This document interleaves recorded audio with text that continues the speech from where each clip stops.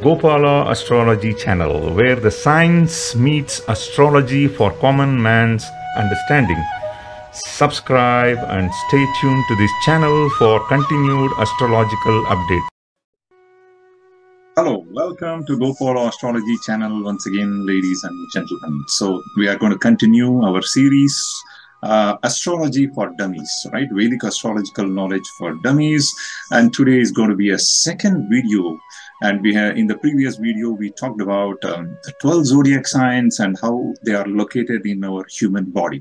And tonight we are going to connect the 9 planets, and we are going to talk about the outer planets, Uranus, Neptune, Pluto as well.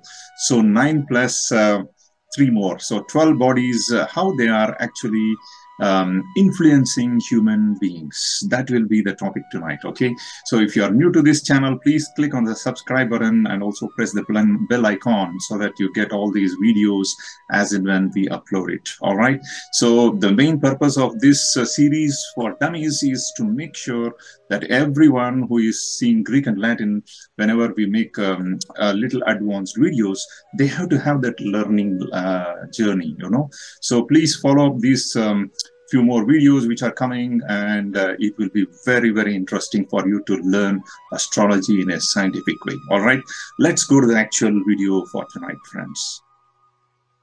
All right, so let's try to understand what we mean by influencing of human beings by these planets. All right, so we talked about generally the 9 planets, the Navagrahas, which includes the 5 planets, namely the Mercury, Venus, Jupiter, Mars, and Saturn, and then the 2 luminaries, the Sun and the Moon, and followed by Rahu Ketu. So this has been the traditional Vedic astrological planets. Okay, so we are now going to add up because Greenstone Lobo has done a lot of research work, and he said that Uranus, Neptune, Pluto really influences the human beings. So we are going to add those planets as well, and then we will try to understand how all these grahas are going to affect the human body.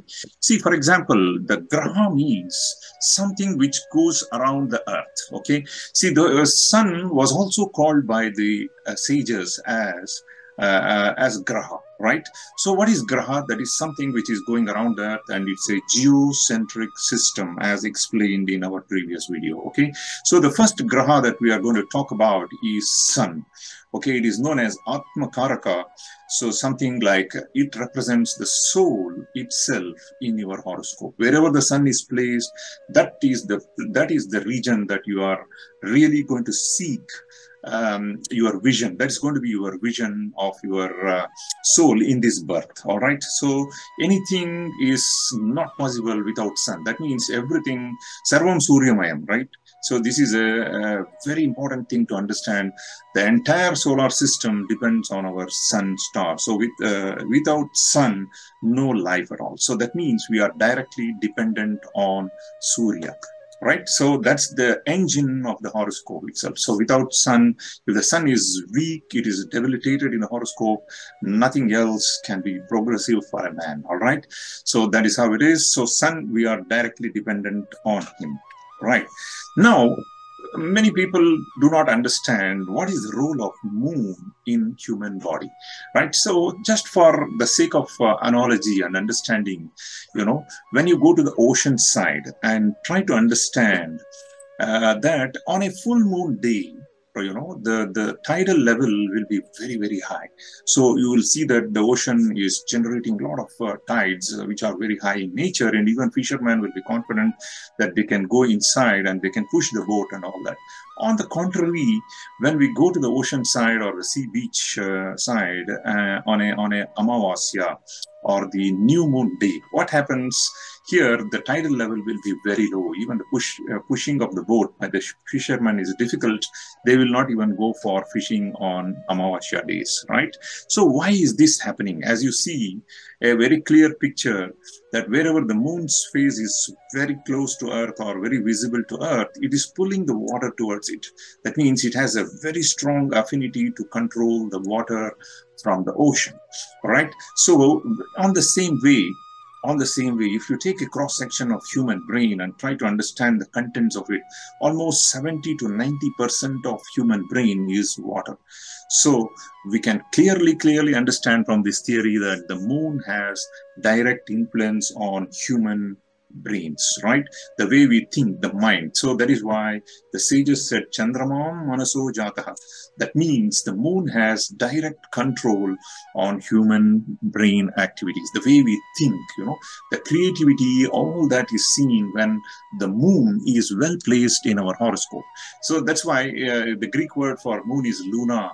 So those people who behave a little bit erratically on full moon days and new moon days, they are called lunatics, right? What is that lunatic? They are directly linked to the Graha moon, right?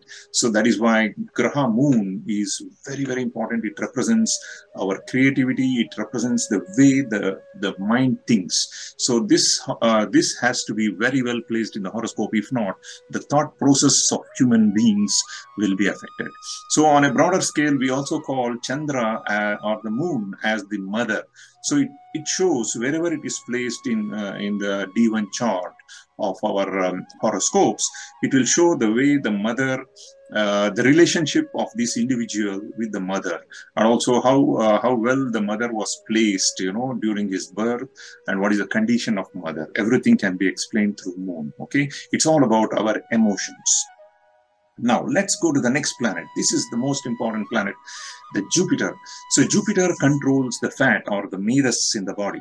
So Jupiter is one important planet. If this one important planet is well placed in our horoscope, everything good happens in our life. Okay. So this is the Jupiter which gives us the knowledge. It is known as the Gnana Karaka, right? So Jupiter is the one which gives the bachelor degree, the master degree, and all the good things in the life. If you want to get married, you should have a Guru Bala. That means the Jupiter's positive impact must be there. If you want to have a childbirth, the Guru's blessing is required. On all the properties you want to buy, all that which is coming to you in a positive way in the life, it is Jupiter. Okay, that is why Jupiter is one important planet. If it is well placed in your horoscope, you will get the best out of it, right? So, and in fact, as I said in the beginning, that Jupiter controls the fat in the body. Those people who are a little bit having a very good position of Jupiter, they will have a bulkier body. They may be a little bit fat and things like that. Okay, so it controls the fat and intelligence. I don't say the intelligence, it is the overall knowledge. It makes people very knowledgeable, right? Now, let's go to the next one. The next one is about the Mars or the Mangal, right? What is Mars doing in our horoscope? It is the soldier that we have inside our body. So wherever the Mars sits in the horoscope, that area we are here to fight for, and that is the area of our struggle in life as well. So what is Mars representing literally is, it represents the blood vessels and the muscles in our body. So if this planet is very strongly placed and exalted and very much Digbali, so Digbal is something like the strength that we get from the direction, then the man can be very courageous, very good soldier. The people who work in armies and navies and air forces, they have very good position of Mangal or the Mars in their horoscope. People like Mike Tyson, they are very angry men. He even go and hit out his opponent and bite his teeth, bite his ear, right? So that type of Martian people can be there. On the contrary, if the Mars is very weak or afflicted, it is debilitated, it is in a Nicha Sthanam, then the people will not have that courage and boldness. They will be very shy and stuffs like that. So the fighting ability is given by Mars or the Mangal. It's very much muscular. People who are having a strong body, who go to the gym regularly, exercise, all these people have very good placement of Mars. All right, so it's very easy to understand. In the same way, the Mercury is very important planet for controlling our central nervous system, CNS, right? So if Mercury controls all the neurons and neuronic activities, the way we think, the quick thinking and logical thinking, is all done by Mercury. People who work in software industry, the people who are very good mathematicians, they have very good placement of Mercury. It will be exalted. Accountants, the chartered accountants who are auditors. So those people have to have very good position of Mercury. People who communicate, salesmen, the way people, everywhere the memory is required, very strong memory is required. Mercury is one planet that governs this one. All right. In the same way, Shukra or the Venus. Venus is the goddess of love, right? So it is the goddess of money also, the Lakshmi Devi, right? So the people who have the best position of Shukra or Venus, they will have a large amount of money with them, huge cashes. So that is actually the controller of the finances, okay, liquid cash, and then all the properties, assets. So whatever things that gives you pleasure, even the bed pleasure as well, is all controlled by Shukra or Venus. So all the gentlemen, you see the picture here, they are all very rich people. They have very good, very, very good position of Venus in their horoscope for sure. Okay, so Shukracharya is the name given in ancient Indian text. It is also a guru, but he is the guru of Daityas or the Rakshasas. So that's just a mythological character, but in reality, Venus is the goddess of wealth. It is the one planet that gives you liquid cash and money and stuffs like that. Okay, let's go to the next one. That is Saturn, exactly on the contrary of Venus. So we have Saturn, who is known as the judge of the horoscope. So wherever Saturn sits in the horoscope, that is the area that shows the maximum backlog of karma that we have from our past lives, right? So Saturn is the judge. It is this planet which will actually decide where the soul has to take its birth, whether it is in a Buckingham Palace like a Queen Elizabeth, or a person who is on the roadside. It's all decided by Saturn based on the soul's journey, soul's karmic results. Okay, so that's very, very important. So Saturn is known as the karma karaka. All right. So on planet Earth, it controls the oil and gas industry and coal industry as well. And this planet, if it is badly placed, we will have a lot of problems in our lives. And this planet is really well placed. The people will follow the dharma marga. That means the path of righteousness, and they will be very humble. They will be very helpful to the society, and they will not cheat people, and they will be of clean records. Okay, so Saturn is all about karma. All right, so the next way that we need to understand is Rahu Ketu. Our sages included Rahu Ketu. They are the nodes of the moon, south and north nodes. So this needs a little bit of explanation and a graphic here to understand how it works and what exactly is Rahu and Ketu. In our high school physics, we had learned that whenever we bring two magnets in the close vicinity and try to rub each other without touching, of course, it will generate electricity. Faraday's law of electricity. That means there will be magnetic lines of force, and we are trying to rub each other, that will generate electricity, right? So in the same way, in our mother nature, what is happening is Surya, or the sun, you can see this slide here, the sun is there right in the center. The earth and the moon are going around in this way. So if you understand the position of earth here, and the revolution around the sun is in the white elliptical path. So this is the path of Earth, and it is following what is known as blue color plane. I hope you all understand what is a plane. So it is, the Earth is following this blue color plane and white color orbit around the sun. In the same way, the moon is going around this Earth in this yellow color orbit and also a gray color plane. I hope you can see the gray color plane here. So now, whenever the blue plane and the gray plane coincide each other, you get these two dots, the green dots we have put here, and the one which is on the northern hemisphere, we call it as Rahu, and the other one on the southern side, it is called Ketu. So these are highly concentrated magnetic points, or the bindus, and I can call it as high concentration magnetic vortices, vortex is singular, vortices is plural. So the Rahu Ketu are very powerful magnetic points. If you take a telescope in the night sky and try to observe where is Rahu Ketu, you may not find them because they are not physically existing physical planets, but they are magnetic points. So they play a very vital role because they form a beautiful sheet of magnetism around Earth. And whenever they are placed in a particular location, it will affect our lives in different ways. Okay, so when it comes to Rahu Ketu, we will make a separate video and make you understand how it really works. I hope you understand this clearly. And also, when this moon gets aligned, this is the Rahu Ketu which causes eclipses, right? So whenever this moon exactly aligns in the same axis between the sun and the earth, we get what is known as solar eclipse. The sun will be engulfed by Rahu, we say. In the same way, whenever the moon goes again on the opposite diametrical point, and it is there exactly aligned between it's going to be the earth which will be aligned between the sun and the moon, then we call it as lunar eclipse. So please understand that Rahu is all about the present life, whatever you want to be behind. You are running behind something in this present life, that is Rahu, and Ketu is something about past life. You have already achieved it, you don't want it anymore, but still you keep getting it, right? So that is the difference between Rahu and Ketu.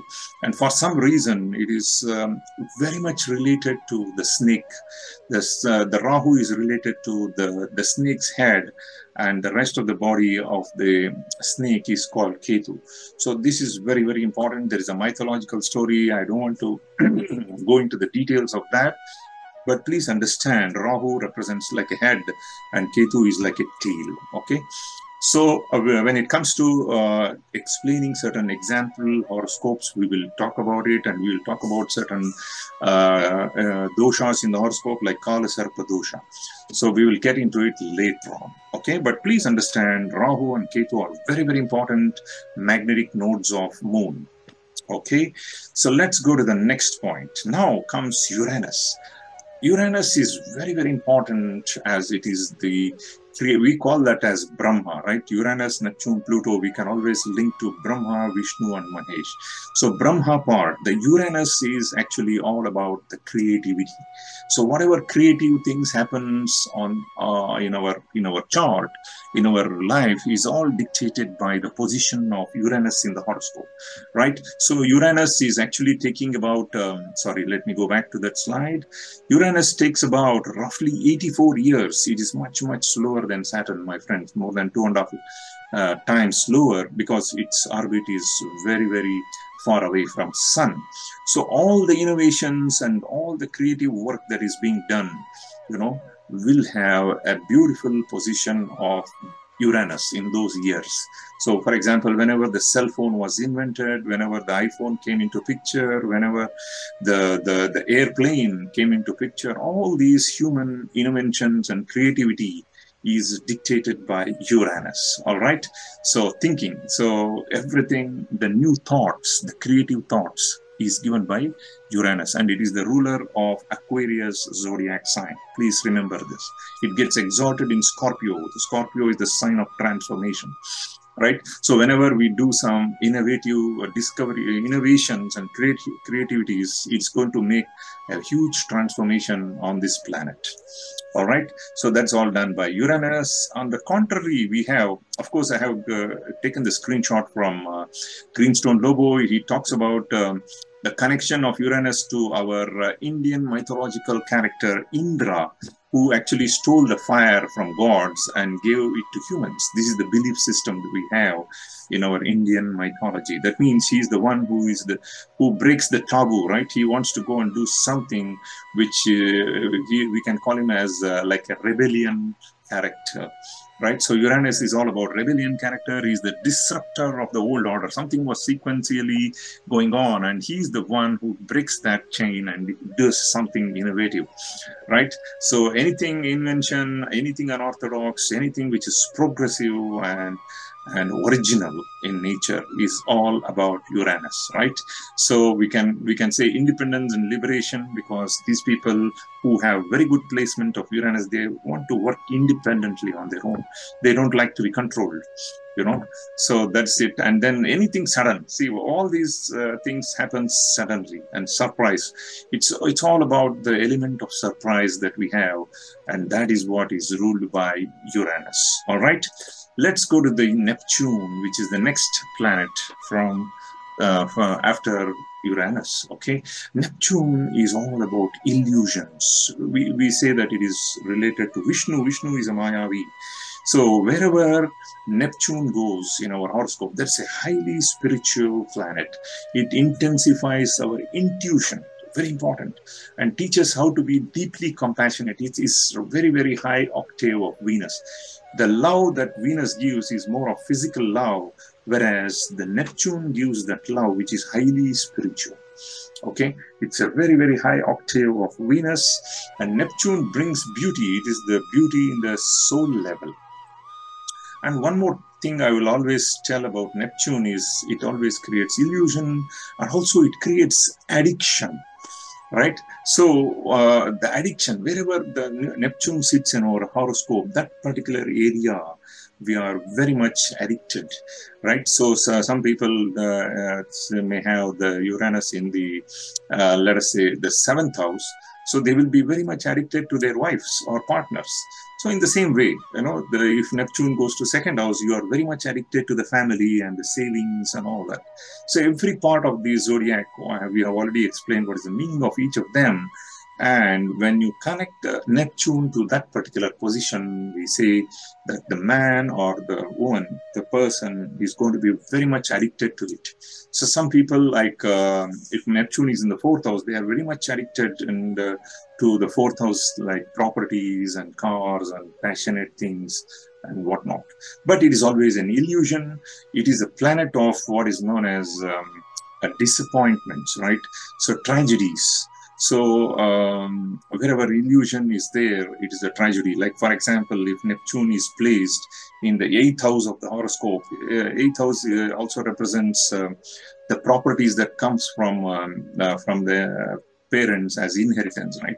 So the person who has 8th house Neptune may have an illusion that the property will come to him. Finally, the parents may forget to write their will in the name of that guy. So it's all about illusion. So I'll make a separate detailed video for Neptune and different positions.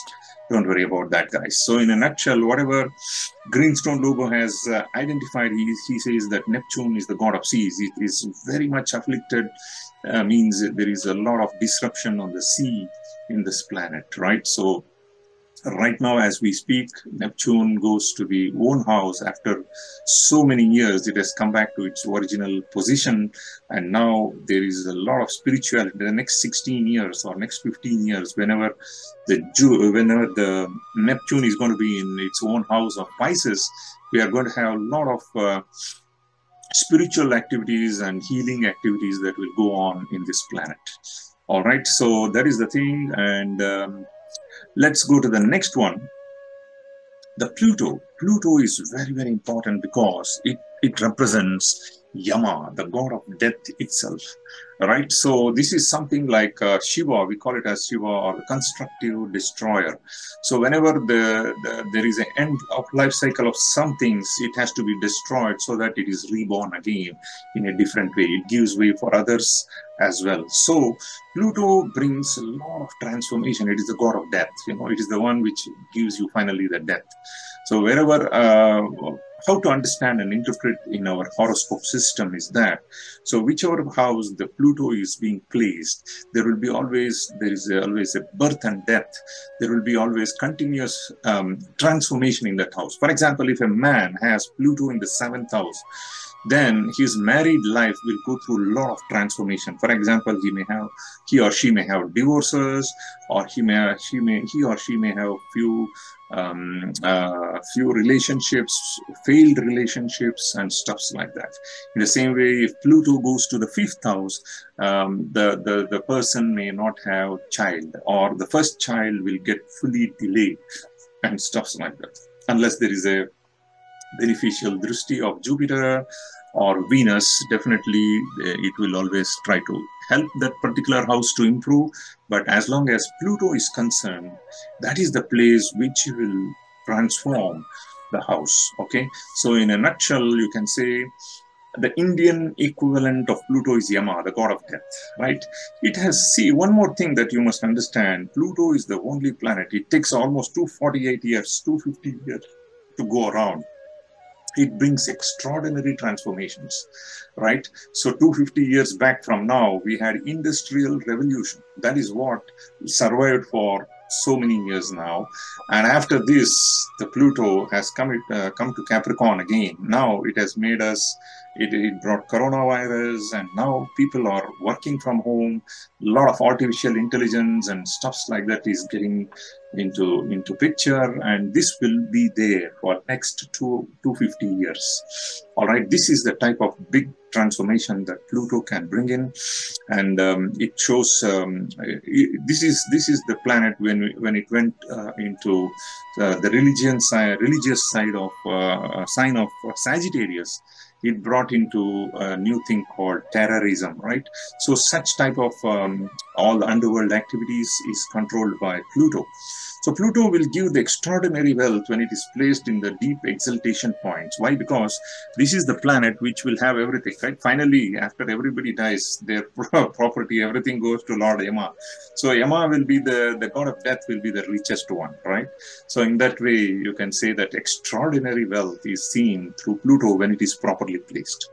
So that's the thing. It also heals. After the transformation happens, it heals, you know. So that's why I'm saying those people who have this in the 5th house, there may be some abortions or something like that happens initially, but later a very creative child will be born to that couple.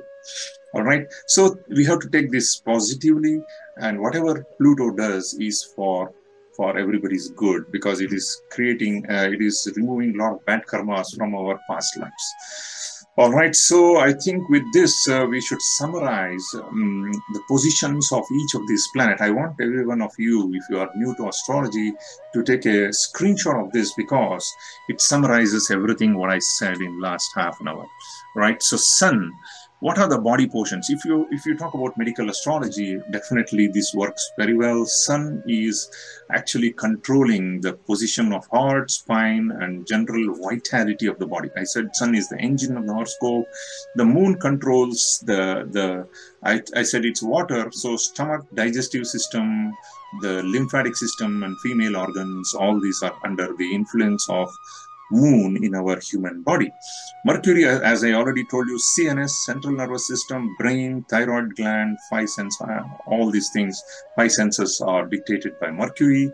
The Venus controls throat, kidneys, thymus glands, sense, ovaries. All the things related to reproductive things are also controlled by Venus. Mars gives the muscles, as I told you, right? Adrenal glands, the male hormone, right? Sense of smell and taste. And all that muscular activity is controlled by Mars. Jupiter controls the liver, the biggest organ of human body. Liver is actually nothing but Jupiter. Thigh area as it controls Sagittarius, right? And then and then pituitary gland and growth hormones, everything is controlled by Jupiter. Saturn controls the skin, hair, teeth, whatever that gets cut off from the human body. As the hair grows, it gets cut off. The nails grows, it gets cut off. These are all controlled by, and the teeth and the bones as well is under the influence of Saturn.